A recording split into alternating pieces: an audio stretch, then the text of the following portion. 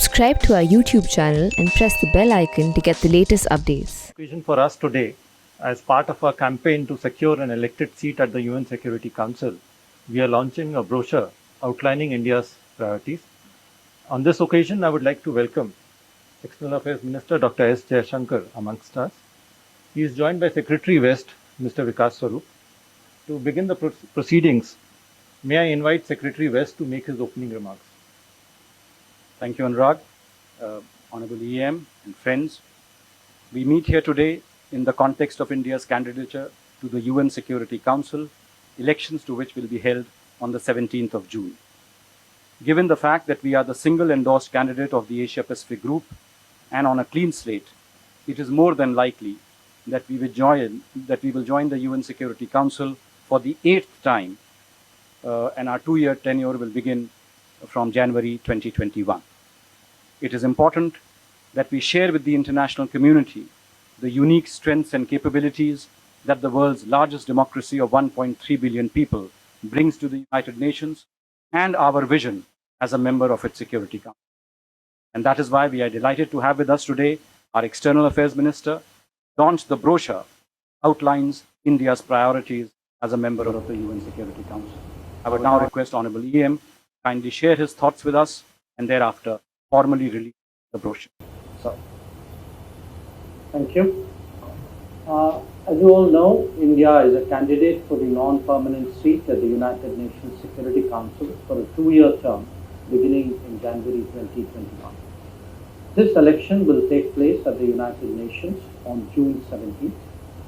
And India, as Secretary West just explained, is the single endorsed candidate from its regional group.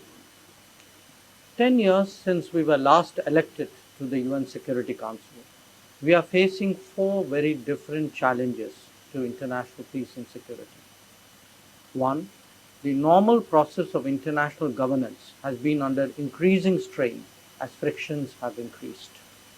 2. Traditional and non-traditional security challenges continue to grow unchecked. Terrorism is the most egregious of such examples. 3. Global institutions remain unreformed and underrepresented. They are therefore less able to deliver. And 4. The COVID-19 pandemic and its grave economic repercussions will test the world like never before.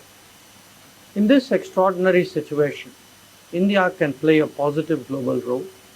We have always been a voice of reason and a votary of international law. We advocate dialogue, consultation, and fairness in our approach to global issues. And we emphasize global development, addressing climate change, and eradicating poverty as central to the planet's future. Today, I am releasing a brief document that sets out our approach to our candidature.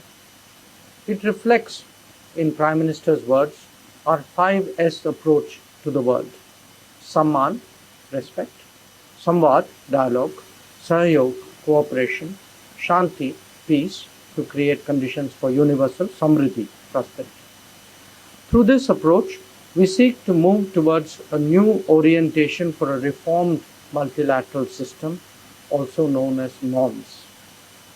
The brochure captures the priorities that we set for ourselves: seeking responsible and inclusive solutions, concrete and result-oriented action at the Security Council for an effective response to international terrorism, reformed multilateralism to reflect contemporary realities, a comprehensive approach to peace and security guided by dialogue, mutual respect, commitment to international law, for which we also hope to help streamline UN peacekeeping, and technology with a human touch.